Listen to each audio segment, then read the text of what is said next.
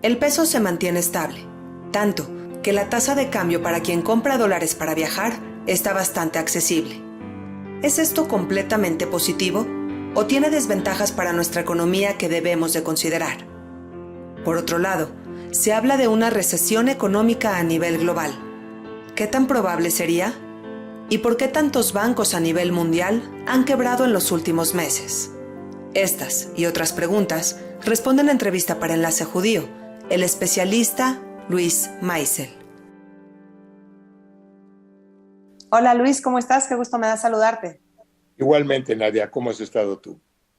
Bien, pues yo contenta con el dólar como está, porque pues para viajar está muy bien el dólar en este número, en 17, 17.10. Realmente nunca habíamos tenido una tasa de cambio tan amigable. Sin embargo, quiero preguntarte si esto resulta favorecedor para todo el país o tiene sus contrastes que debemos de tomar en cuenta.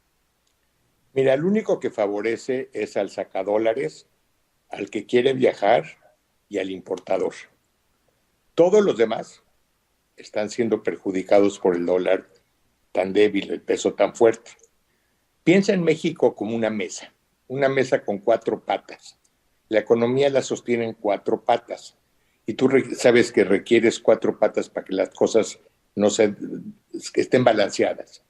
Las cuatro patas de México son turismo, exportaciones, petróleo y remesas. Y vamos una por una.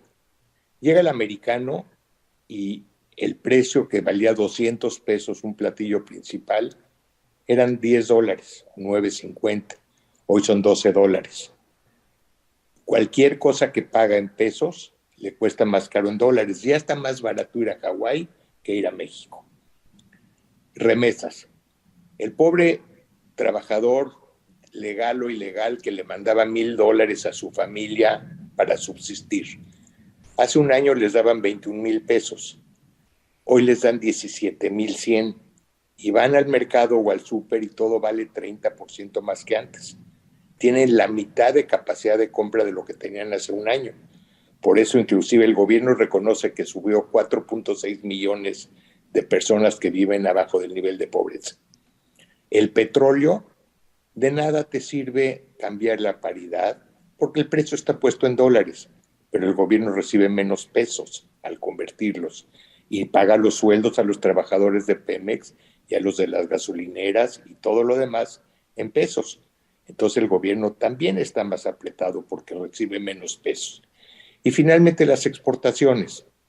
Casi todos los exportadores cotizaron cuando estaba 20 o 21 y hacían sus números y ganaban 10, 15% sobre la venta.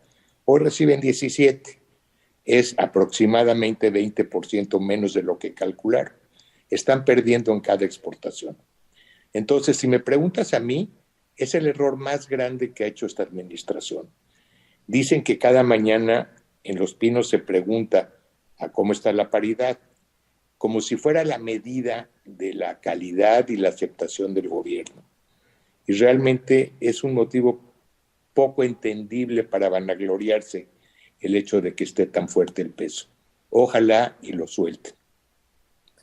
Nunca creí que tuviera estos contrastes tan negativos. Ahora, hay publicaciones serias que dicen que posiblemente habrá una recesión en México. ¿Cuál es tu opinión?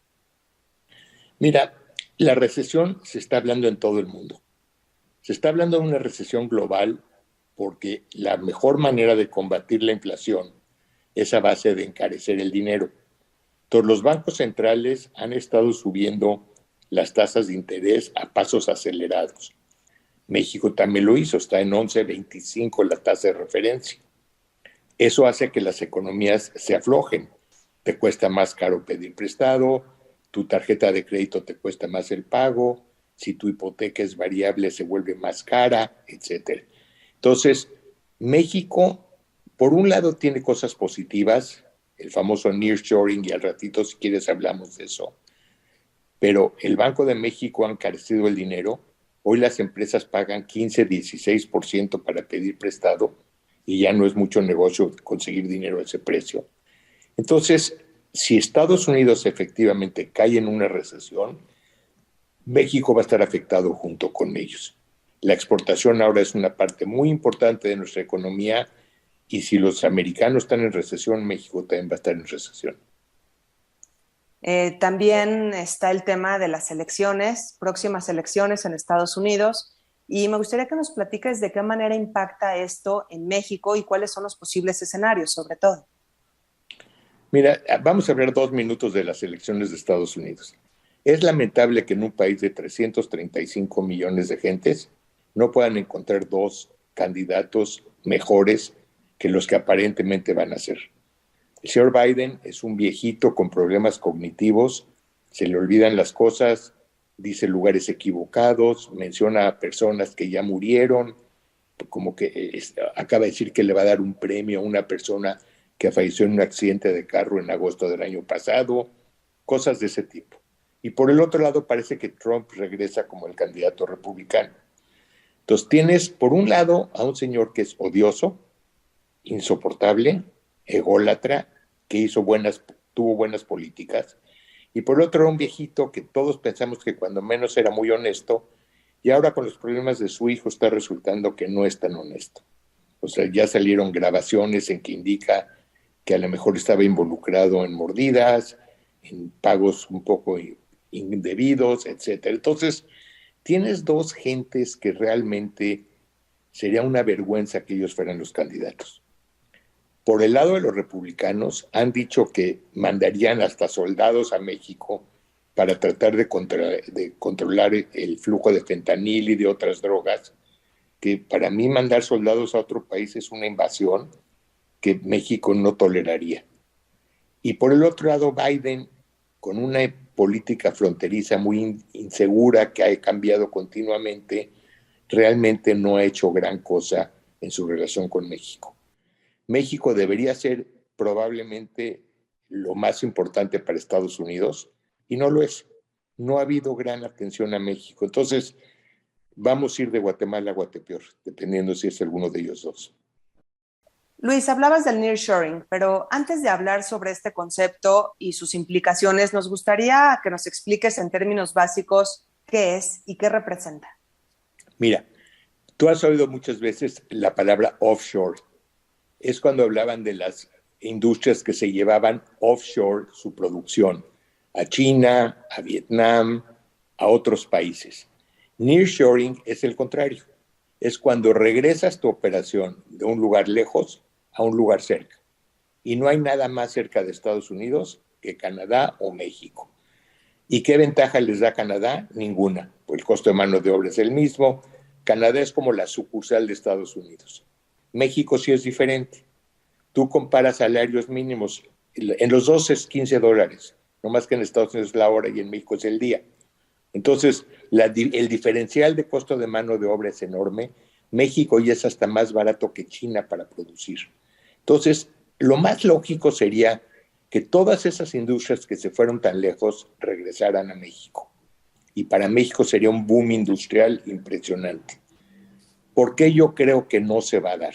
Aunque está empezando a haber algo de eso. México no ha ignorado su inversión en infraestructura.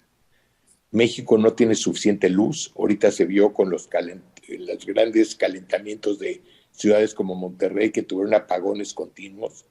No tiene suficiente agua ni en la frontera ni en el resto del país.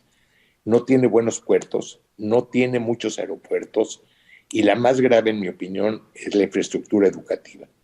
No se ha dedicado a crear esos técnicos que pudieran ser gerentes de esas fábricas del extranjero. Entonces, hemos visto ya la llegada de muchas empresas pequeñas, las de 100 o 200 trabajadores. Tesla anunció una gran fábrica en Monterrey, pero es una fábrica, va a poner su propia planta solar para luz, no requiere agua y va a pagar sueldos altos porque es altamente automatizada. Entonces, no va a contratar mucha gente. Pero en general, si México tuviera esa infraestructura, no tienes una idea de lo que estaría pasando. No habría recesión en México, habría exceso de dinero, la gente estaría boyante. Y tú sabes que cuando empieza una industria, la derrama de dinero es muy grande.